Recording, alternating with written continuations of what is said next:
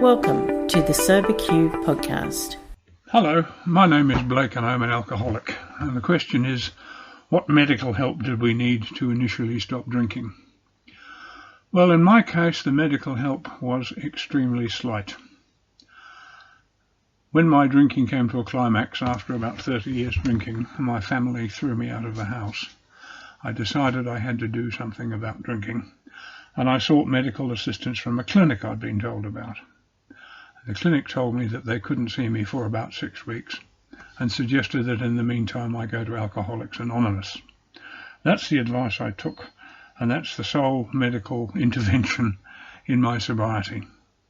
Because I went to my first meeting of Alcoholics Anonymous and had, I suppose you could call it, an epiphany, when I realized that I wasn't alone. I wasn't the only person with the sort of problems I had with drinking, but there were people around who'd beaten these problems, people who'd been sober for, at that particular meeting, up to 30 years.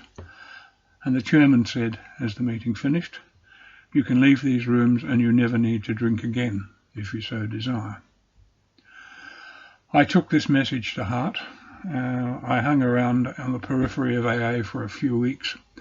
Eventually, at the Sunrise group one morning, I decided that I really had to stop drinking. My motivation for deciding to stop drinking at that point was actually one of people pleasing, because I wanted to please the people at the meeting. But I did stop drinking then, and I maintained my sobriety mainly through going to heaps and heaps of meetings. I went to 180 meetings in 6 months, and I carried on going to meetings since then, regularly, and ever since. And doing this, eventually, the promises started to work for me. And I woke up one morning realizing that I hadn't actually thought about having a drink. I couldn't remember when I'd last thought about having a drink. And this has stayed with me ever since.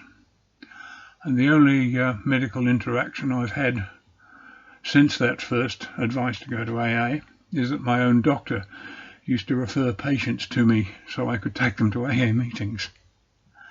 So I continue to be a sober, happy customer of AA, and I hope that things will be the same for you. Thanks for listening. If you would like to share your experience on a recovery question, visit the SoberQ podcast website at soberq.com. Thanks for listening.